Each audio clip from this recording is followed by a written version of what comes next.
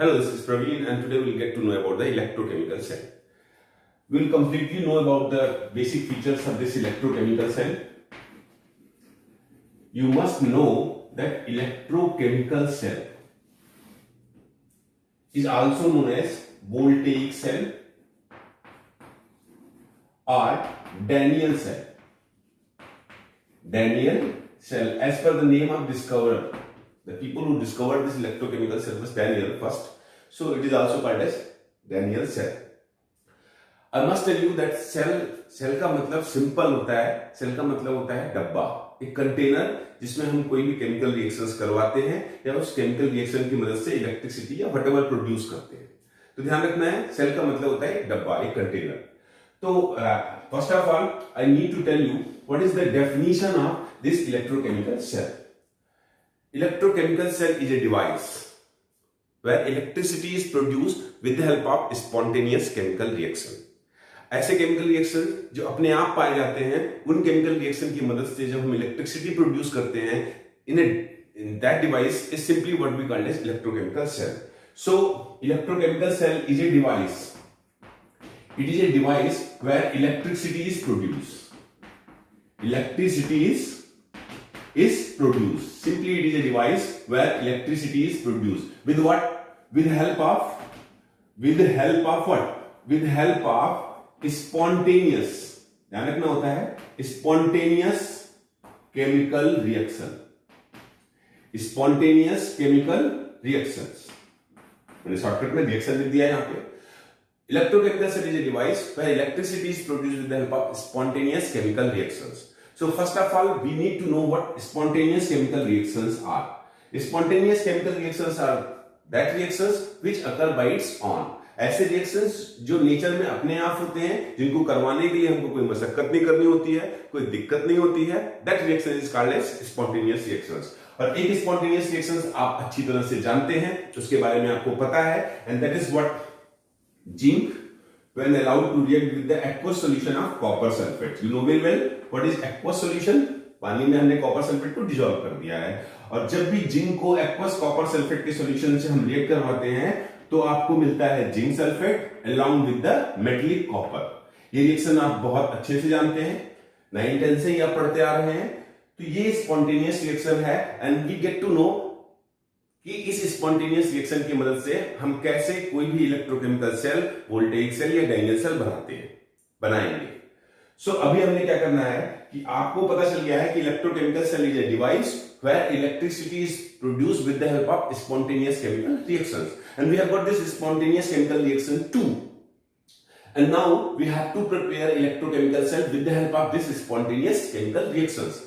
सो आपको क्या करना है, पहला काम इस रिएक्शन में देखना है कि लेफ्ट हैंड साइड पे जो रिएक्टेंट्स हैं वो क्या क्या हैं. यहाँ पे जिंक दिखाई पड़ रहा है फिलहाल के लिए, और यहाँ पे आपको एक्वस कॉपर सल्फेट सॉल्यूशन दिखाई पड़ रहा है. तो आप क्या कर सकते हो, आप इस रिएक्शन को करवाने के लिए बहुत सिंपल तरीके से आप एक कंटेनर ले सकते हैं, एक डब्बा ले सकते हैं. उस डब्बे में आप क्या करेंगे, आप कॉपर सल्फेट का एक्वस सॉल्यूशन ले सकते हैं. एक्वस सॉल्यूशन का मतलब है कॉपर सल्फेट को आपने पानी में घोल के ले लिया है, और उसमें आपने क्या किया है, जिंक का रॉड पुट कर दिया है. You have simply kept the zinc rod over here. यहाँ पे हमने कुछ ज्यादा कुछ नहीं बनाया है आपके सामने, हमने एक कंटेनर बना दिया है. नीचे तक आपको दिखाई नहीं पड़ रहा होगा, लेकिन अगर हम देखें तो एक कंटेनर बना दिया है जिसमें हमने पानी में कॉपर सल्फेट को घोल लिया है और उसमें जिंक रॉड को पुट कर दिया है. अब जैसे ही आपने ये व्यवस्था कर ली, आपको समझ में आना चाहिए इलेक्ट्रोकेमिकल सीरीज के बारे में. इलेक्ट्रोकेमिकल सीरीज के बारे में, इलेक्ट्रोकेमिकल सीरीज क्या होती है ये आपने समझ रखा है, आपने जान रखा है. इस इलेक्ट्रोकेमिकल सीरीज के तहत होता क्या है कि जो एलिमेंट ऊपर की तरफ पाए जाते हैं उनकी ऑक्सीडाइजिंग टेंडेंसी अच्छी होती है, उनकी ऑक्सीडेशन टेंडेंसी अच्छी होती है, और जो नीचे की तरफ पाए जाते हैं उनकी रिडक्शन टेंडेंसी अच्छी होती है. तो यहां पे जिंक और कॉपर की बात करें तो जिंक और कॉपर के बीच में जब भी लड़ाई छिड़ेगी, और मुझे कॉपर को यहां लिख देना चाहिए यहां पे,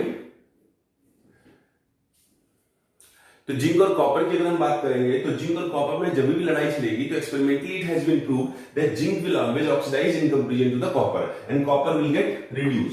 कॉपर का रिडक्शन होगा, यानी जिंक जो है वो ऑक्सीडाइज होगा, will releases 2 electrons, deelectronation will takes place, and copper जो होगा वो हमेशा 2 इलेक्ट्रॉन लेगा और कॉपर में कन्वर्ट हो जाएगा. This this fact we know from the electrochemical series and this is obtained experimentally.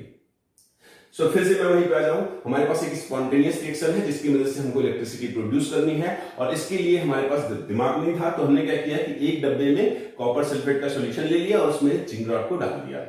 जैसे ही जिंक रॉड कॉपर के संपर्क में आएगा, पता चल जाएगा कि जिंक की ऑक्सीडेशन टेंडेंसी इलेक्ट्रोकेमिकल सीरीज के हिसाब से ज्यादा होती है। So zinc will start ionising into zinc ion, और 2 इलेक्ट्रॉन इसी रॉड पे रह जाएगा। जिंक टूट के जिंक आयन के फॉर्म में कन्वर्ट होगा जो कि सॉल्यूशन में चला जाएगा, और 2 इलेक्ट्रॉन यहाँ पे इकट्ठे होते रहेंगे, और इस इलेक्ट्रॉन को अब लेगा, यानी जिंक का ऑक्सीडेशन हो गया। अब ये इलेक्ट्रॉन जो इस रॉड पे इकट्ठे हुए हैं, इस रॉड पे इकट्ठे हुए इस इलेक्ट्रॉन को कॉपर सल्फेट सॉल्यूशन के कॉपर आयंस को ले लेंगे, और कॉपर जो होगा वो धीरे धीरे जाके इस जिंक के रॉड पे रिड्यूस हो जाएगा।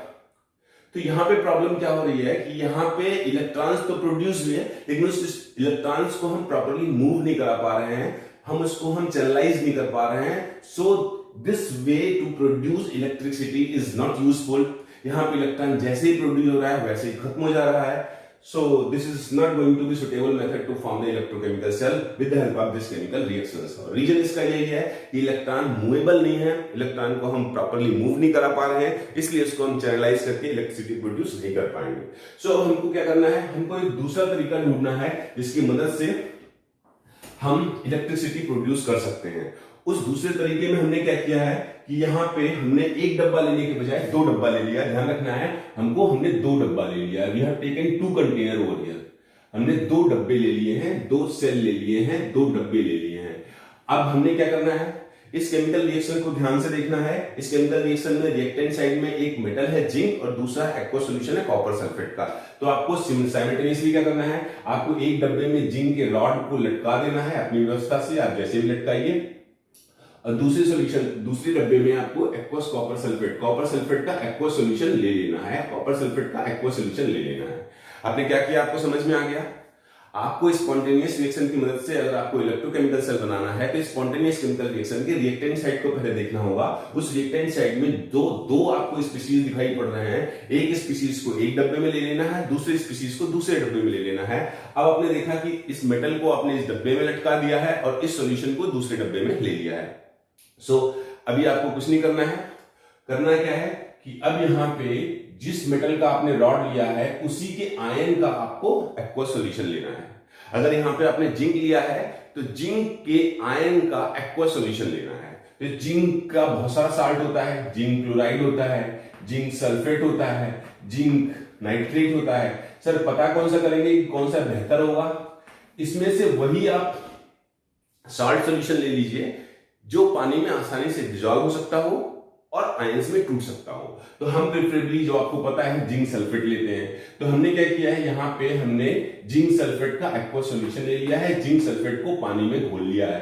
क्या किया समझ में आ गया आपको? जिंक का रॉड लिया है और उसको जिंक सल्फेट के सॉल्यूशन में, एक्वस सॉल्यूशन में डाल दिया। यहां पे हमने कॉपर सल्फेट का सॉल्यूशन लिया था। तो कॉपर सल्फेट में मेटलिक आयन, मेटल जो है वो कॉपर आयन है, मेटलिक स्पीशीज यहां पे आपको कॉपर दिखाई पड़ रहा है, तो उसी का रॉड ले लेना है। यानी यहां पे इसमें कॉपर के रॉड को लटका देना है, यहां पे कॉपर के रॉड को लटका देना है। आपने क्या किया, स्पॉन्टेनियस केमिकल रिएक्शन की मदद से आपको इलेक्ट्रोकेमिकल सेल बनाना था। स्पॉन्टेनियस रिएक्शंस में आपने रिएक्टेंट साइड में देखा कि 2 आपकी स्पीशीज हैं, एक स्पीशीज को एक डब्बे में ले लिया, दूसरे स्पीशीज को दूसरे डब्बे में ले लिया। आपने जिंक मेटल को लिया तो उसी के आयन के एक्वस सॉल्यूशन को इस डब्बे में ले लिया। यहां पे आपने कॉपर सल्फेट का सॉल्यूशन लिया है तो कॉपर के मेटल का आपने रॉड ले लिया है। अब आपने करना क्या है कि इस जिंक और कॉपर के रॉड को किसी भी एक्सटर्नल वायर की मदद से कनेक्ट कर देना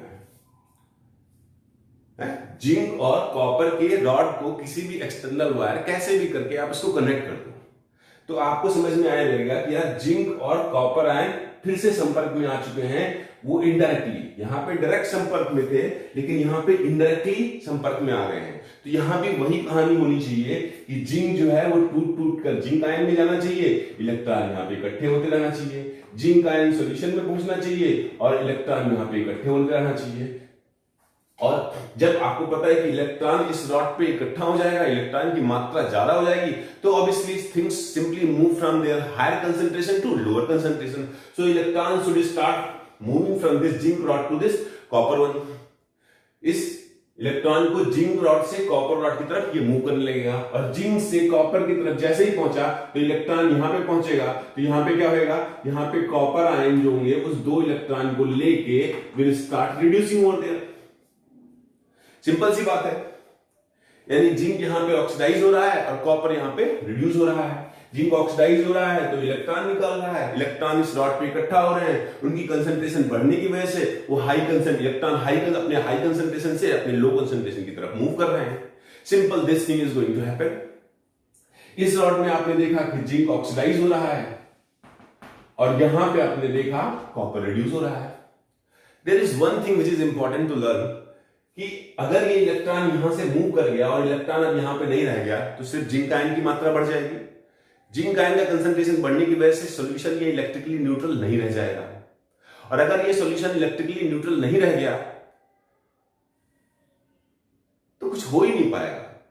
इनफैक्ट अगर इलेक्ट्रॉन यहां से यहां तक पहुंच रहा है तो वो किसी भी तरीके से इलेक्ट्रॉन को वापस इस सॉल्यूशन तक पहुंचना होगा ताकि सर्किट कंप्लीट हो, न्यूट्रलिटी मेंटेन रहे, zinc dipositive ion excess में ना हो। और ऐसा करने के लिए हम यहां पे एक और तरीका अपनाते हैं। यहां पे हम कोई ट्यूब ले लेते हैं, कोई सा भी ट्यूब हो जिससे आप पानी वगैरह सींचते हो, उस ट्यूब को ले लेते हैं, उस ट्यूब से इन दोनों डब्बे को, दोनों कंटेनर को कनेक्ट कर देते हैं।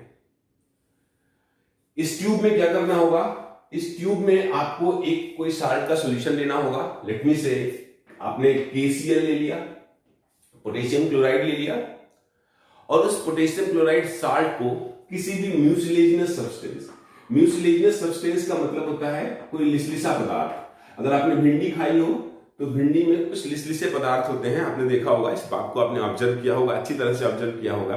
और वो लिसलिसा पदार्थ एक सेमी सॉलिड नेचर की तरह का होता है जिसमें आयंस की मोबिलिटी मेंटेन हो सकती है विदाउट एनी हेजिटेशन। तो सेमी सॉलिड लेने का पर्पज मेन ये होता है कि जब भी हम इस सेमी सॉलिड या म्यूसिलेजिनस सब्सटेंस, जिसको हम एगर एगर भी बोलते हैं, एक तरह का ये एल्गी होता है जो बहुत ही लिसलिसा होता है, तो उस लिसलिसे पदार्थ में जैसे ही हम इस साल्ट को डिजॉल्व कर लेते हैं, साल्ट को मिक्स कर लेते हैं, तो वहां पे साल्ट अपने नेचर की तरह, अपने नेचुरल बिहेवियर की तरह शो करता है अपना प्रोसेस। और उसमें जैसे पानी में KCl को डिजॉल्व करने के बाद KCl पोटेशियम आयन और क्लोराइड आयन में टूट जाता है, वैसे इस म्यूसिलेजिनस सब्सटेंस एगर एगर में डिजॉल्व करने के बाद ये KCl पोटेशियम क्लोराइड अपने आयंस पोटेशियम और क्लोराइड आयन में टूट जाएगा और उसमें मोबिलिटी भी पाई जाएगी। इसी वजह से हमने KCl को एगर एगर के साथ इस ट्यूब में रख दिया। अब ये अगर KCl फ्लो आउट ना कर जाए, बाहर ना निकल जाए, डब्बे में गिर ना जाए, इसलिए यहां पे इसको हम कॉटन से प्लग कर देते हैं। कॉटन से प्लग करने का मेन मकसद है कि ये इसके संपर्क में भी आ जाए, लेकिन इसके अंदर का सामान, इसके अंदर का मटेरियल जो है वो आपस में मिक्स ना हो, बहे ना, गिरे ना। तो अब हमने क्या किया कि यहां पे अगर हमने एक ट्यूब में KCl और एगर एगर का मिक्सचर डाल दिया, यहाँ पे KCl और एगर एगर का मिक्सचर यहाँ पे हमने डाल दिया है, तो अभी भी यहाँ पे क्या है, यहाँ पे क्लोराइड आयन और पोटेशियम आयन की भरमार है। और अगर पोटेशियम और क्लोराइड आयन यहाँ पे आ चुका है जिसकी मदद से ये दोनों डब्बे आपस में कनेक्ट हो गए हैं, तो अब जरा ध्यान से देखिए कि कहानी कैसे हो रही है। अब अगर ये दो इलेक्ट्रॉन्स जो इस रॉड पे थे वो अगर मूव करके किसी भी तरीके से इस कॉपर रॉड तक जाएंगे और कॉपर रॉड पे जब वो इलेक्ट्रॉन पहुंचेंगे तो यहाँ का कॉपर आयन, सोल्यूशन का कॉपर आयन जो होगा वो इसको ट्रैप करके लेके रिड्यूस हो जाएगा इस तरह से।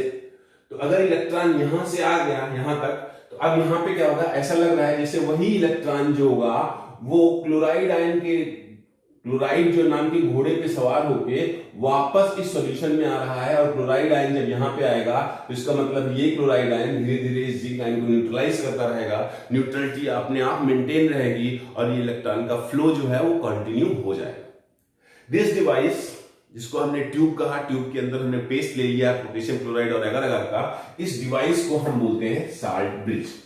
This is what we known as salt bridge. आराम से हम इसका डिस्क्रिप्शन पढ़ेंगे अपने टाइम पे। फिलहाल तो आपने देखा कि अगर इलेक्ट्रोकेमिकल सेल आपको बनाना है तो इलेक्ट्रोकेमिकल सेल बनाने के लिए आपको कोई सा भी एक स्पॉन्टेनियस रिएक्शन सोचना होता है अपने मन में। उस स्पॉन्टेनियस रिएक्शन के बलबूते पे आपने 2 डब्बे का जुगाड़ करके उसको इस तरह से हमने प्रिपेयर करना होता है, और प्रिपेयर करने के बाद इन दोनों डब्बों को हमको एक साल्ट ब्रिज से भी कनेक्ट करना होता है। साल्ट ब्रिज कोई बहुत खास चीज नहीं होती है, इसको बस समझने की जरूरत होती है, अपने आप ये खास बन जाती है। और उस साल्ट ब्रिज ने काम क्या किया कि इस पूरे इलेक्ट्रॉन को आपस में कनेक्ट कर दिया क्लोज सर्किट में। So this is how do we prepare the electrochemical cell. अब इलेक्ट्रोकेमिकल सेल के डिस्क्रिप्शंस की बात करते हैं, 2 4 5 इंपॉर्टेंट डिस्क्रिप्शंस की बात कर देते हैं। और 2 4 5 इंपॉर्टेंट डिस्क्रिप्शंस में पहली बात जो आपको याद रखनी होती है कि जो भी इलेक्ट्रोकेमिकल सेल हम तैयार करते हैं, जिस किसी भी स्पॉन्टेनियस रिएक्शन की मदद से, उस इलेक्ट्रोकेमिकल सेल में हमेशा 2 हाफ सेल्स होते हैं। It always consist of electrochemical cell always consist of 2 half cell. 2 half cell वहां पे होते हैं, एक ये वाला और एक ये वाला। आपको ध्यान देना है कि ये किस साइड में है, ये लेफ्ट साइड में है। आईपीएसी के नियम के अनुसार जब भी हम इलेक्ट्रोकेमिकल सेल बनाते हैं तो लेफ्ट हैंड साइड वाला डब्बा और राइट हैंड साइड वाला डब्बा, इन दोनों को अच्छी तरह से ध्यान में रखते हैं। तो ये जो 2 हाफ सेल इलेक्ट्रोकेमिकल सेल में पाए गए हैं उसको हम बोलते हैं कि एक लेफ्ट हाफ सेल है जो लेफ्ट साइड में पाया जा रहा है, और दूसरा जो है वो राइट हाफ सेल है। Second one is right half cell. Second one is what? Right half cell. तो जब भी हम इलेक्ट्रोकेमिकल सेल तैयार करेंगे तो हमेशा 2 डब्बे होंगे, एक लेफ्ट हाफ सेल और right half cell. Left half cell में क्या हो रहा है भाई, यहां पे ऑक्सीडेशन, तो इसको हम ऑक्सीडेशन हाफ सेल भी बोलते हैं। This is also known as oxidation half cell. This is also known as oxidation half cell. And this right hand side में जो आपको डब्बा दिखाई पड़ रहा है, this is known as reduction half cell. This is what we known as reduction half cell. इसको हम रिडक्शन हाफ सेल बोलते हैं। एक नियम होता है जो आपको पहले ही बता चुका हूं, और वो आईपीएसी का ही नियम है कि लेफ्ट हैंड साइड में हमेशा हम जिस भी डब्बे को लेते हैं, जिस भी रॉड को लेते हैं, मेटल के रॉड को लेते हैं, इलेक्ट्रोड को लेते हैं, उसको हमेशा हम एनोड बोलते हैं। तो इसको हम एनोड हाफ सेल भी बोलते हैं, एनोड हाफ सेल। और सिमिलरली इसको हम यहां पे कैथोड हाफ सेल बोल देंगे जो राइट हैंड साइड वाला है। अगर आप ध्यान से देखेंगे तो यहां पे लेफ्ट हैंड साइड पे जो रॉड है उस पे इलेक्ट्रॉन की मात्रा बढ़ती जा रही थी, इलेक्ट्रॉन यहां पे कलेक्ट हो रहे थे, मतलब ये नेगेटिवली चार्ज है। सो हम इसको नेगेटिव हाफ सेल भी बोल सकते हैं नेगेटिव हाफ सेल। और इसको सिमिलरली हम क्या बोलेंगे, पॉजिटिव हाफ सेल। तो पहली बात जो आपने इलेक्ट्रोकेमिकल सेल में सीखी हुई है कि इलेक्ट्रोकेमिकल सेल हमेशा 2 डब्बे, 2 सेल अपने पास रखते हैं, 2 हाफ सेल रखते हैं। One is left half cell and other is right half cell, जिसको हम इधर लेफ्ट हाफ सेल को ऑक्सीडेशन भी कहते हैं, या एनोड भी कहते हैं, या नेगेटिव हाफ सेल भी कहते हैं। और अगर आप हमेशा के लिए रिमेंबर करना चाहते हैं तो आप बस लोन करके याद रखिएगा। लोन का मतलब है कि इलेक्ट्रोकेमिकल सेल बनाते वक्त लेफ्ट हैंड साइड में जो इलेक्ट्रोड होता है वहीं पे हमेशा ऑक्सीडेशन होता है, उसे हम एनोड कहते हैं, और वो हमेशा नेगेटिवली चार्ज होता है, उस पर इलेक्ट्रॉन की मात्रा ज्यादा होती है। अब हम सीखेंगे दूसरी बात कि what is the direction of current into the electrochemical cell. What is that direction of current into the electrochemical cell? तो अगर आपने ध्यान से देखा हो इस इलेक्ट्रोकेमिकल सेल को तो आपको समझ में आ रहा है कि इलेक्ट्रोकेमिकल सेल में एक एनोड होता है और दूसरा कैथोड होता है। ये तो आपको समझ में आ रहा है। अगर आप इस इलेक्ट्रोकेमिकल सेल को समझ रहे हैं और देख रहे हैं तो आपको पता है कि इलेक्ट्रोकेमिकल सेल में, ध्यान से मैं आपको समझाता हूं, आप समझिए इसको, कि ये जो सर्किट आपको दिखाई पड़ रही है, दिस वन सर्किट, ये जो सर्किट दिखाई पड़ रही है, दिस सर्किट, ये सर्किट जो दिखाई पड़ रही है, इसको हम एक्सटर्नल सर्किट बोलेंगे। ये तो आपने वायर है जो आपने जिस वायर की मदद से आपने इन दोनों सेल को कनेक्ट किया हुआ है। ये जो आपका, ये जो 2 सेल है, कोई भी एक वायर है, इससे आप एक्सटर्नल वायर से आपने इन दोनों को कनेक्ट किया हुआ है। तो this is simply what we call as external circuit. और ये जो है ये इंटरनल सर्किट है, इसको हम इंटरनल सर्किट बोलते हैं। ये अंदर अंदर हो रहा है, बाहर हम जो वायर यूज करेंगे वो बाहर की तरफ तो ये दिखाई पड़ेगा, अंदर की तरफ हमको पता भी नहीं चलेगा ना क्या चल रहा है। तो हमेशा एनोड और कैथोड में 2 सर्किट्स दिखाई पड़ते हैं, एक एक्सटर्नल सर्किट और एक इंटरनल सर्किट। एक्सटर्नल सर्किट को यहाँ पे हम इस तरह से लिख दे रहे हैं एक्सटर्नल सर्किट, और इंटरनल सर्किट को हम यहाँ पे लिख दे रहे हैं दिस इज इंटरनल सर्किट। अब आपको करना क्या है, अब आप पता करके मेरे को बताओ कि इलेक्ट्रॉन कहां से कहां मूव कर रहा है। ध्यान से देखोगे तो इलेक्ट्रॉन हमेशा क्लॉकवाइज ही मूव करता है, घड़ी की तरह मूव करता है, हमेशा के लिए आपको लर्न हो गया। क्लॉकवाइज का मतलब अगर एक्सटर्नल सर्किट की बात करें तो electron always move from anode to cathode through the external circuit and it always move from cathode to anode through the internal circuit. ये इंटरनल सर्किट हमने लिख रखा है, यहाँ पे एक्सटर्नल सर्किट लिख रखा है। So hopefully you learn the direction of electron into the electrochemical cell. Now what is more important thing which we have to learn about this electrochemical cell is, इस electrochemical cell को आपने देख लिया ना कि किस तरह से स्पॉन्टेनियस रिएक्शन लेते हैं और उस स्पॉन्टेनियस रिएक्शन की मदद से हम दो डब्बे की मदद से हम आगे की कहानी करवाते हैं।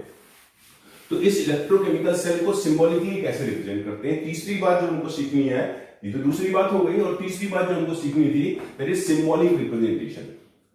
Symbolic representation, symbolic representation of electrochemical cell, of electrochemical cell. तो सिंबॉलिकली हम इलेक्ट्रोकेमिकल सेल को कैसे लिखते हैं। बार बार इतने बड़े रिएक्शंस को लिखेंगे तो अच्छे लोगों को समझ में आ जाएगा, बाकी का पता नहीं। इस इलेक्ट्रोकेमिकल सेल की मदद से होपफुली अब आप इलेक्ट्रोकेमिकल सेल भी बना लेंगे। अगर इलेक्ट्रोकेमिकल सेल बना लेंगे तो इस इलेक्ट्रोकेमिकल सेल को हम सिंबॉलिकली रिप्रेजेंट कैसे करेंगे, how do we represent this electrochemical cell symbolically. So यहां पे हम सिंबॉलिकली रिप्रेजेंट करने के लिए कुछ ज्यादा नहीं करते हैं। जो लेफ्ट हाफ सेल पे रिएक्शंस हो रहे हैं उनको हम ऑब्लिक के साथ लिख लेते हैं, यानी जिंक जो है वो जिंक आयन में कन्वर्ट हो रहा है, तो हमने लेफ्ट हैंड साइड में ऑक्सीडेशन रिएक्शन लिख दिया जिंक आयन का। राइट हैंड साइड में ऑब्लिक के साथ हमको राइट हैंड सेल वाला रिएक्शन लिख देना है, तो यहाँ पे कॉपर जो है वो 2 इलेक्ट्रॉन को लेके रिड्यूस हो रहा है, तो हमने ऑब्लिक की मदद से हमने राइट हाफ सेल का रिएक्शन लिख दिया है। बहुत आसान है। लेफ्ट हाफ सेल में क्या हो रहा था, जिंक ऑक्सीडाइज हो रहा था, जिंक जिंक आयन में कन्वर्ट हो रहा था, 2 इलेक्ट्रॉन निकालना था। इलेक्ट्रॉन को नहीं लिखते हैं, बस ये लिखते हैं कि जिंक जिंक आयन में कन्वर्ट हो रहा है, तो जिंक और जिंक आयन के बीच में ऑब्लिक कर देते हैं। यहाँ पे कॉपर आयन कॉपर में कन्वर्ट हो रहा है, तो ऑब्लिक कर देते हैं और ये रिएक्शन हो गया। तो सिंबॉलिकली जब भी हम इलेक्ट्रोकेमिकल सेल को रिप्रेजेंट करते हैं तो लेफ्ट हाफ सेल में जो रिएक्शन हो रहा होता है वो लेफ्ट साइड में लिखते हैं, राइट हाफ सेल में जो रिएक्शन हो रहा होता है उसको हम राइट हैंड साइड में लिखते हैं, और इन दोनों रिएक्शन को हम 2 पैरेलल लाइन से सेपरेट कर देते हैं। This 2 parallel lines symbolise the salt bridge. ये साल्ट ब्रिज को सिंबलाइज करता है। One more important thing which you have to learn is कि आगे चल के आप देखेंगे कि कोई भी इलेक्ट्रोकेमिकल सेल जो होता है वो इलेक्ट्रोकेमिकल सेल जो है उसका पोटेंशियल इस साल्ट के कंसंट्रेशन, इन दोनों के साल्ट के कंसंट्रेशन पर भी निर्भर करता है। So it is also mandatory and important to write the concentration of zinc ion and concentration of copper ion and concentration of copper ion too. यानी हर हाफ सेल में जो साल्ट का कंसंट्रेशन है वो भी हमें सिंबॉलिक रिप्रेजेंटेशन में मेंशन करना होता है। तो this is how we symbolically represent the chemical reactions. अगर आपको समझ में आ गया है तो थोड़ा सा मैं एक क्वेश्चन आपसे पूछना चाहूंगा। ये क्वेश्चन ये है कि अगर हमारे पास कोई सिंपल सा रिएक्शन है, लेट मी से जिंक है, व्हाटएवर रिएक्शन इज देयर, आप थोड़ा सा कोई भी एक स्पॉन्टेनियस रिएक्शन आप सोच लेंगे, तो स्पॉन्टेनियस रिएक्शन को सोचने के लिए एक बार आपको इलेक्ट्रोकेमिकल सेल की मदद लेनी पड़ेगी। तो इलेक्ट्रोकेमिकल सेल में आपने लर्न कर रखा है लेके भारत सरकार का नाम मांगे अली महान, जान कर फेंकी, एक्सेट्रा। तो अब आपने क्या करना है कि किन्हीं 2 मेटल को पकड़ लो, आपकी जो मर्जी आप उसको पकड़ लो। हमने क्या करना है, हमको मैग्नीशियम को ले लेने में, हम कुछ और भी काम करेंगे, तो हमने क्या करना है, हमको मैग्नीशियम ले लेना है और एल्यूमिनियम ले लेना है। मैग्नीशियम और एल्यूमिनियम इन 2 की मदद से करवाना है। तो आपको पता है कि रिएक्टिविटी सीरीज में मैग्नीशियम ऊपर है, मैग्नीशियम का मेटल ले लिया हमने, और एल्यूमिनियम का कोई भी है, जैसे मान लो एल्यूमिनियम सल्फेट है, Al2SO4 है का होल साइज। तो मैग्नीशियम का रिएक्शन अगर हम एल्यूमिनियम सल्फेट के साथ करवाएं तो ये स्पॉन्टेनियस होगा नहीं होगा, ऑब्वियसली होगा। तो मैग्नीशियम ऑक्सीडाइज होगा क्योंकि रिएक्टिविटी सीरीज में, इलेक्ट्रोकेमिकल सीरीज में मैग्नीशियम ऊपर की तरफ है, और यहाँ पे ये इसका एक्वा सॉल्यूशन जो हमने लिया है एल्यूमिनियम सल्फेट का, इसमें एल्यूमिनियम के अपने आयनिक फॉर्म में एग्जिस्ट कर रहा है, ट्राइपॉजिटिव आयन के फॉर्म में एग्जिस्ट कर रहा है। तो ये रिएक्शन सर होगा, स्पॉन्टेनियस रिएक्शन होगा, डिस्प्लेसमेंट रिएक्शन होगा, एंड एज ए रिजल्ट यहाँ पे मैग्नीशियम सल्फेट बनेगा and aluminium metal will release.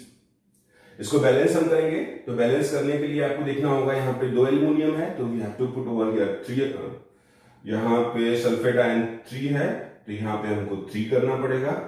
तो यहाँ पे 3 मैग्नीशियम सल्फेट ले लिया और एल्यूमिनियम जो है 2 है, तो यहाँ पे 2। तो अब आपको हमने क्या किया है, I have given you just spontaneous reaction, और आपको उस स्पॉन्टेनियस रिएक्शन की मदद से इलेक्ट्रोकेमिकल सेल तैयार करना है।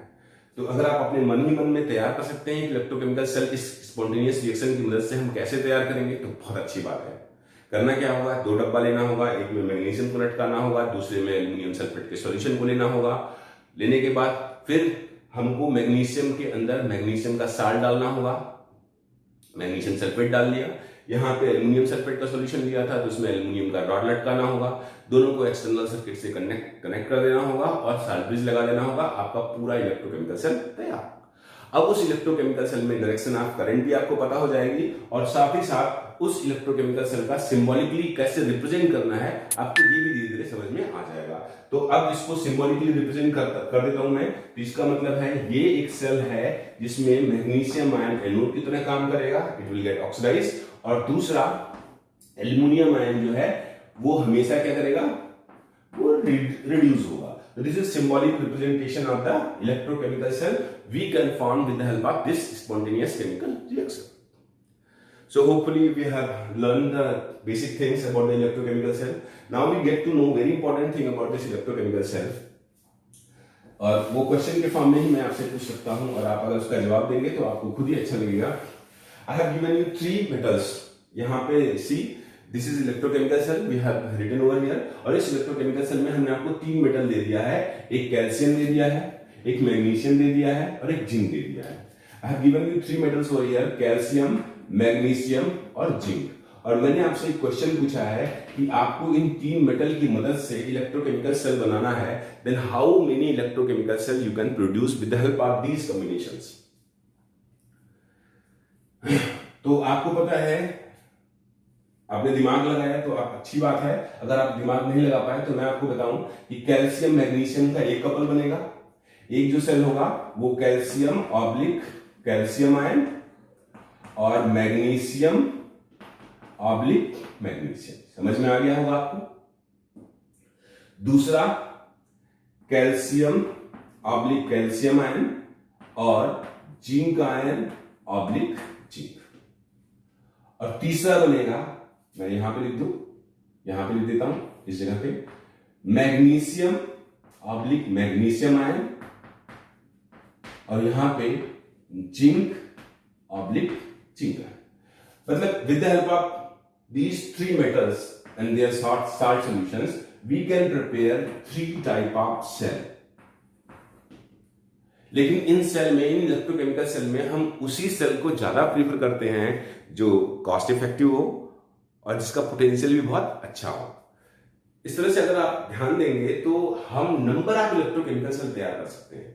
We can prepare number of millions and trillions of electrochemical cell, but only those electrochemical cells are commercially useful and popular, who produces good amount of electricity, as well they are cheap, cost effective. So we have